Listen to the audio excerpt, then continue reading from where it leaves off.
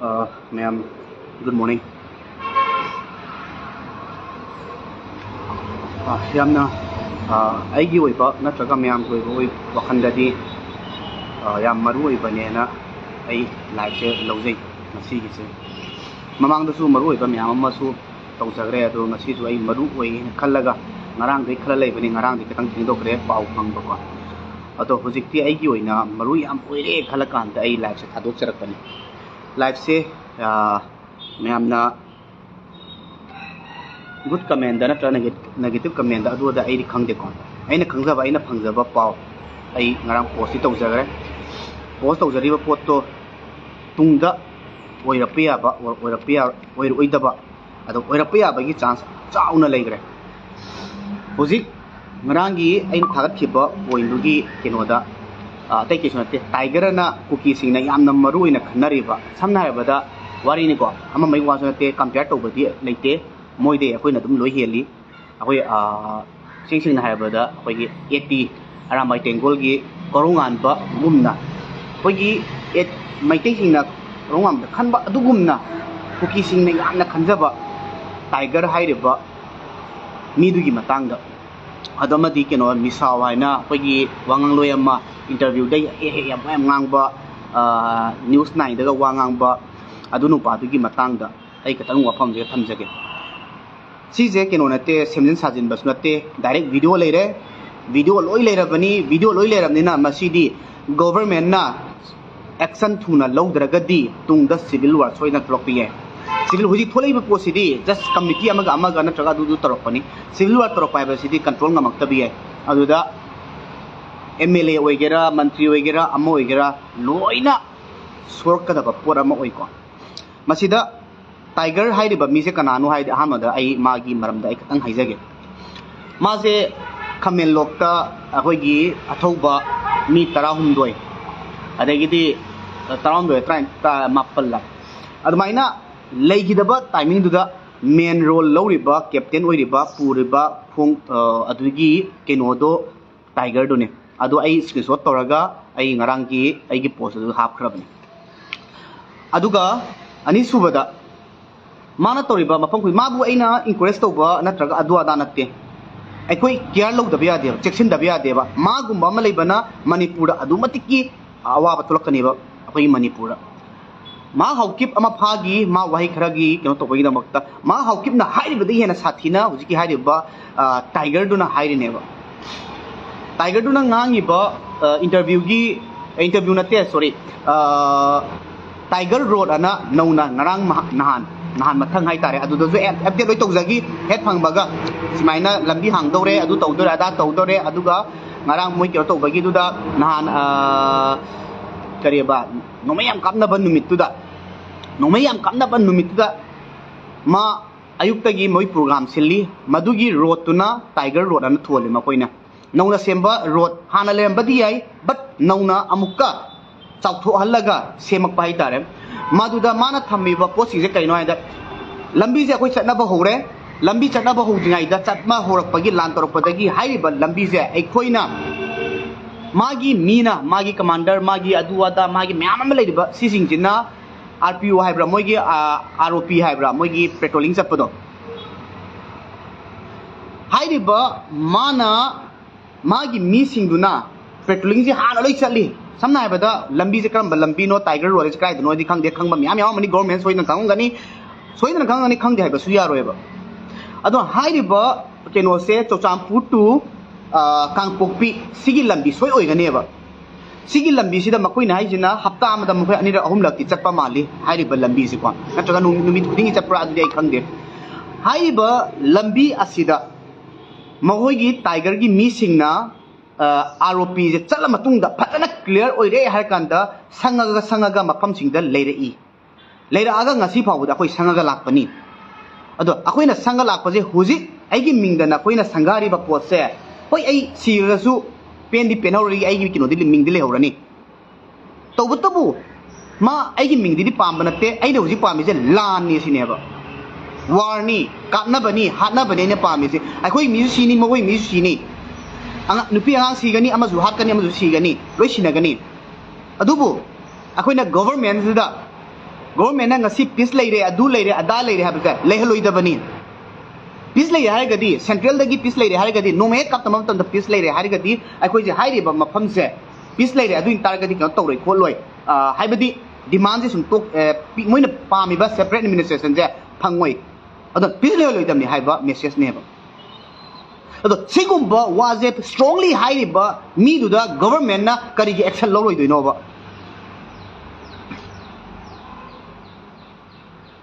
adu itaragadi ngasi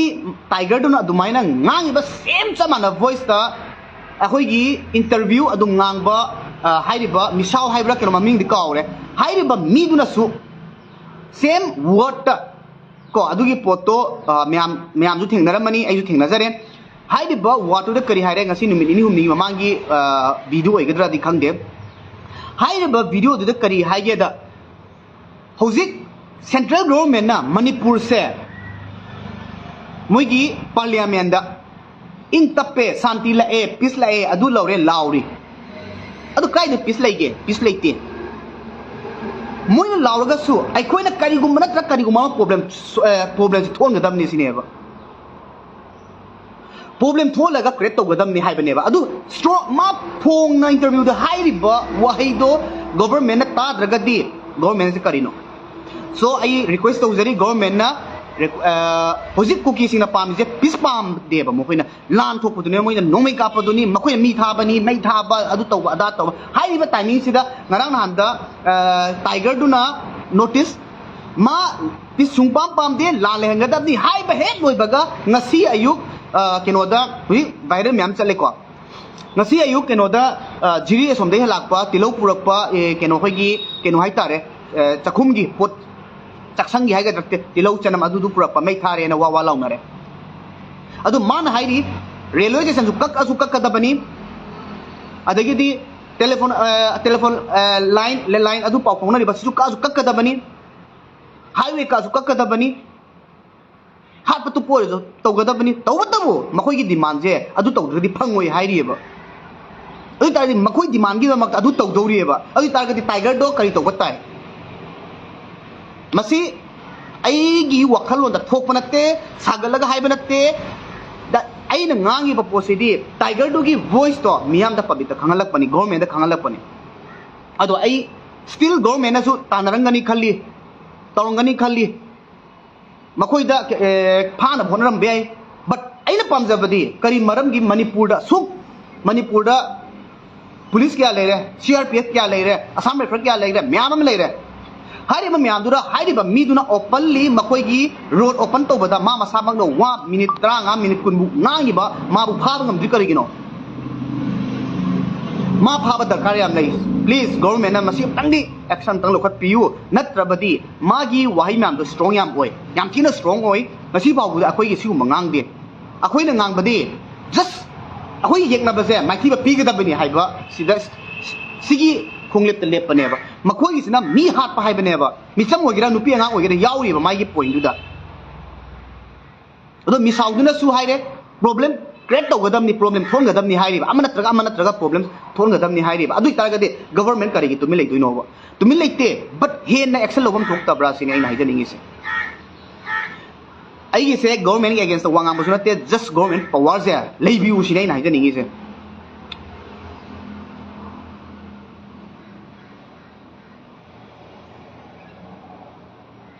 Hoji government paire ba mi singisi hui ngaktani mapuna haigrati mamei konjan bi kangpuni please aigi mota aigi eno da dir ko wam tai thamjage mi wakhal lon ni ko aigi post natraga aigi live kumbada government chaidana ama chaidana meitei chaidana cso chaidana sidang to wigano please I request to jari akoi unite oise masi kuki na su government se kai ba pame maduda aikoina su government da mu cheruragadi madudo yamna kenom da sat prana khale ai mon si ai phongdok ningdabani adu bai phongdok sare manam di kagino da huji akoi openly ngangna dan poda manungda chaisi manungda ngangsi manungda pressure tausi manungda du tobi ada tausi adu tausi moin to do si ya de hoi openly khadi ngang bi ai adubu yam ka hen ba koi wahi wa se si na ning de ai yoi ba request tau jari ai di pressure ne ai di government da pressure miyam da pressure si tawdore si thok tawre adu tawre si phani haibase si katane pressure di just ai still ujik so ai haijari government da ai thajaba thami aina thajaba thami simaina miyam thajabiu thajaba thami potse hoi government arama torok pa habadu di masana pa phangjagani ujik moina hairiba keno singse khamen lokta tiger hairiba miduna khamen lokta mi kya hat khre ujik kenogi kaino nahan ngarang mathangi nahan da Meyam thadana kem thadana kotana mi phadana kotana adu ta kanagi instruction no hairgadi haiba tiger du gi instruction na to toineba magi mathakta mi torongani adu mana pamas di no peace mana pami je peace leitaba ko no mai maru wala ga su no mai maru logani sini man hairi se maru wala lo habani no mai ka pale piya ro habani no mai ka dragadi government na moi wa taro habani oi targadi makoi pressure se government da to ba matam da sat khoi gi praja da unjal leba kyam nungai te nan family yengo ai sim tang dai wa kem tang da napchan jau ge nan CRPF na makoi gi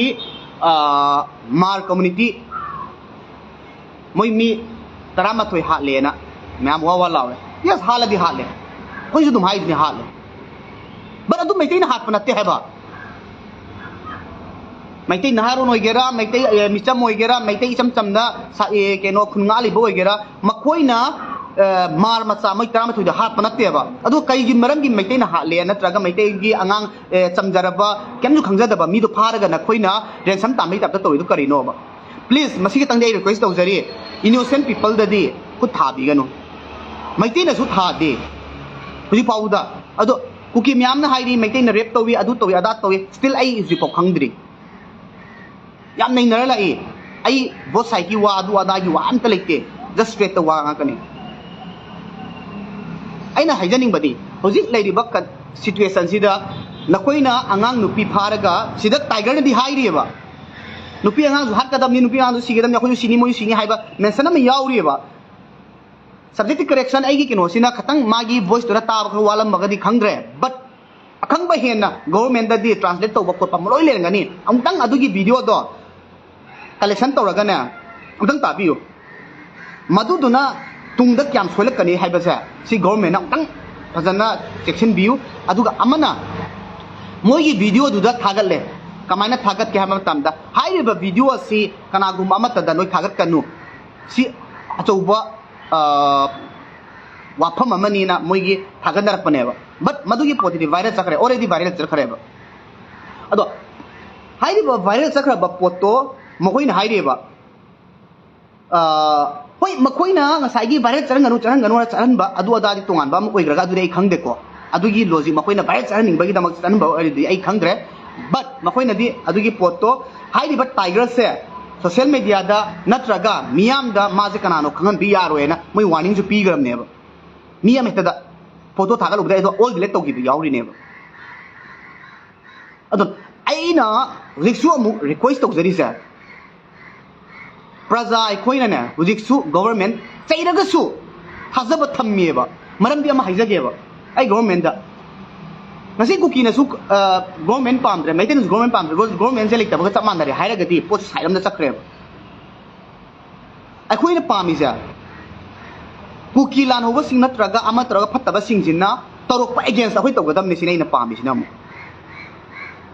masi ai oi ba wakhani masi ai kana gumam ta ai ling leina danan kana gumam ta ga ai wari sana dana potana kem lekte just ai yamna simple oina ai angang sana ba ta ga leba mi amani but maduda moi ngang na ba potto ai meyam da share tawjaba khatane ba masi ai na ngang bana chumni ai ngang madan lange adudi 100% chumni haraga di lan ngani ai ngang ba su dum lan piye aduna ai please ai request tawjari government na hairiba tiger amadi misau hairiba makhweni se pick up tawbiu otherwise thuna to hodragadi India mai chakani Manipur mai chakani hujik chai posidi horok to ngai haibiye sidai hen ba myam sir pa moina haiba karino hargadi amko ju hanjarake ko railway station natraga railway kakani hairiba railway kakani su yauri ai gi post aina share to gi dum tangi ai kaw di kaw re ko आई कोकता हानोगो पोतो आई share तौजरपनी आई post तौजग्रबनी आई post यावरीब आई मोइगी किनोदो आई मते तौरगा मुन्ना तारगा आई हापजबनी आई असिगुंबा यामना लुबा पोतदी आई शेयर तौजदे खंगदबीबदा अदो खंगकांदा आई किनो तौजबनी अदो हाइरिबा केनोदुना टेलीफोन ओरसु कक्कदबनी रेलवे ओरसु कक्कदबनी चाना थंगना बोइस तौगदबनी अदु तौगदबनी अदा तौगदबनी आंग पिपी आंग सिगनी अमसु सिगनी अखोइदु मा फेयरिंग सुलेप लेपोय आई माना मोय माना हाइप अम लेरिबा यामना पोस्टे माना कमाइना मोटिवेशन पीगे द मखोइगी मीदा माना खोइ पामिसे लान तौबनी सिनी मी अमना एंगोद रिक्वेस्ट तौरे आई स्माइल खुद थारगे यारब्रा अदु तौबा यारब्रा हाय कांदा मागी साइट तगे दे यस ऑर्डर ओके गाक्तनी माना हारिसे माना हाय तो चांपुर सोम अमसु कीरनु तो थोसी तौरसी कोलसिना हाइरिबा सिगुंबा म्याम हाइरागा सिगुंबा मी अमदा अखोइना क्याम कुइना मखोइजे हिंना थमदोइनो सी गवर्नमेंटना एक्शन तौबम थोई गवर्नमेंटना तौगदबा थबक नि मसिदि प्रजाना तौगदबा नत्ति प्रजा अखोइना तौरिसिदि मैतेई नत्रगा येलोमी सिंना तौरिसिदि मणिपुर नाकपनी तसेंगना हारगदि मखोइना तौसलपदा मणिपुर नाकथोक्सबनी सोक्तनबगिदमक्ता मणिपुर काइबियारो हाइबगिदमक्ता बट मखोइना तौरिदुना मणिपुरदा लमदो लान तौरगा लमदो लेगदबनी लान तौद्रगदि लम फंगोय हाइरिबा फजना मेंशन तौनी मागी पोतुदा मागी वाहितुदा फजना क्लियरली यावबने लान तौद्रगदि अखोइ लम फंगोय हाइबि यावरिबा अदुना लान तौगदबनी ना हाइरिबा अदि तारगदि very strong ne mana ngangido sigi posidadi relax tawdana ngai sin tawdana tahoin ke immediately force tawraga ma je phab ke sunate na ai thamjage tawge khalagadi government na tawge khalagadi hariba mi do atai ai ngasi pau pande ko personally aduga tiger duna adu yona haira aba adagi di misauduna adu wahido haira aba problem create tawgadam thongadam ni haira ba bawboda government na action lawdragadi action means just not only is maina akoi ki haitare pharani lemna pharoi natraga du tawrani ada nattaba forcefully police myam thomjalaga amtang adum tangdi phabiyu adu phara matung da tawgani aduga ai request tawjari margi chinnaw singda natraga amamada mizoram da lei bai chinnaw singda su ai manaba su dum leitaba natte moda su dum request tawba amamai tawnaba myam leinangani thana chanabada mar community nan leigidaba dudi tasengna maitei na hapna natte haibase ai margi mi singda ai hairi आई हिंदी दा आगे मकोई खंगनबगी दमकता आई मानबसिंग जो CRPF ने 2 दिन पहले मतलब 1 दिन पहले परसों उस दिन में सीआरपीएफ ने 11 मार कम्युनिटी को मार दिया वो चीज हम मैतेई लोग ने नहीं मारा था वो मैतेई ने हाथ नहीं उठाया उस दिन में कुछ भी नहीं किया था बट फिर भी मार कम्युनिटी ने वो छोटे बच्चे लड़की और एक माँ जैसा आप लोग का भी माँ जैसा हमारा भी माँ जैसा हमारा बेटी जैसा वो लोग किडनैप करके लेके चला गया है वो लोग इनोसेंट है फुल इनोसेंट वो उसमें 5 साल का 3 साल का होगा बच्चा और 7 साल का या 6 साल का बच्चा होगा मैं रिक्वेस्ट करना चाहता हूँ वो लोग सेफ करके प्लीज छोड़ दीजिए मैं हाथ जोड़ रहा हूँ मैं हाथ जोड़ के बता रहा हूँ बोल रहा हूँ प्लीज वो से बंदे प्लीज छोड़ दीजिए वो लोग से आप लोग कुछ लेना देना नहीं है क्या आप मारना चाहता हो जो मुझे मार लो ढूंढ के मुझे मारो बट वो से लोग को छोड़ दीजिए वो लोग पूरा इनोसेंट है कुछ पता नहीं है वो लोग एंड उसमें क्या हुआ कुकी लोग ने क्या आग लगा रहा है आग क्या बोलते हैं हिंदी दा कहीं हाथ में खंग नहीं चुबा कुकी लोग क्या बोले उसमें एक बुरी एक लड़की था वो माँ जैसा उसने एक पहले 3 मई में कुछ मणिपुर में जो स्टार्ट होने के टाइम पे उस टाइम पे वो लड़की ने ये रेप कर लो वो ये बंदी ने वो लड़की ने ये बोल रहा है ऐसे कुछ बोला था एक कुकी ने एक कमेंट में देखा था बट जिरीबाम में उस टाइम पे कुछ नहीं है जिरीबाम में उस टाइम पे कुछ नहीं है कुकी लोग ने ये क्या बोलते हैं ये हमला जो क्रिएट कर रहा है, बढ़ा रहा है, ये कुकी लोग ने, जो कम्युनिटी को मैं रिक्वेस्ट कर रहा हूँ, जो कम्युनिटी, जोमी कम्युनिटी और बर्मिस को मैं मार पीपल लोग को मैं कहना चाहता हूँ, प्लीज वो छोड़ दीजिए,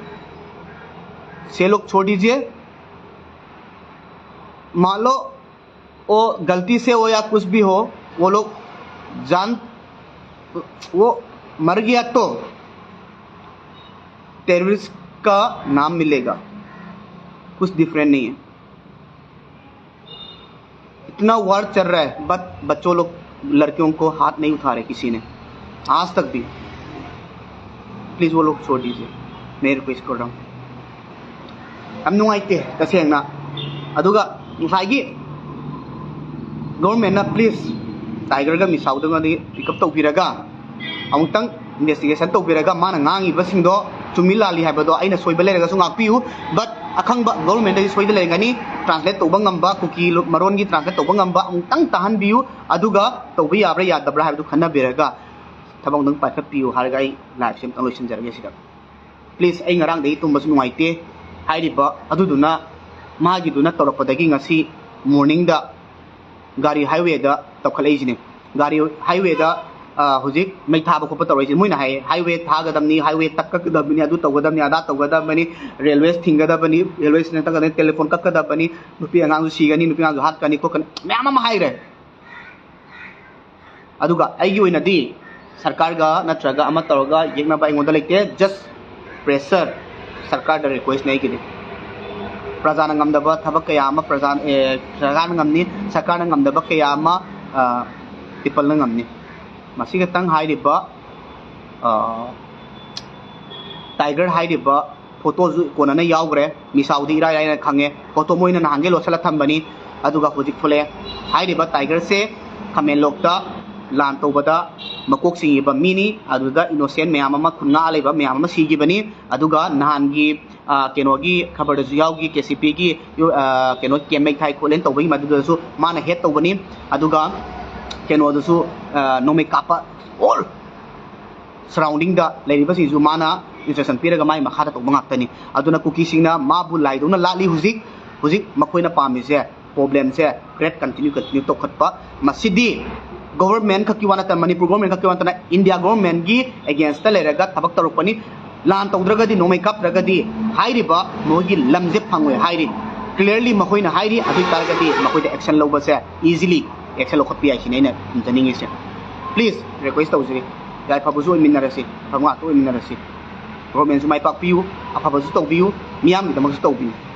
कोंतीजु चागनी आइजु चारिजिने केचुलेक तबाइ बौदा कोंती चाइ अदु तारगदी गवर्नमेंट नि कई बिचारोय अदुना गवर्नमेंट सु दुम खांबियु तौबतबु थबक ओइना पांथोकपियु हाइबसे आई रिक्वेस्ट तौजरी government please do something hana tौबदि हेना तोखपियु हेना कीगनु अफबत तौरगदी people na koy dong telepakani Yaiphare minerasi afabanga to minerasi aduga makoy mi taruk phagi bado hingna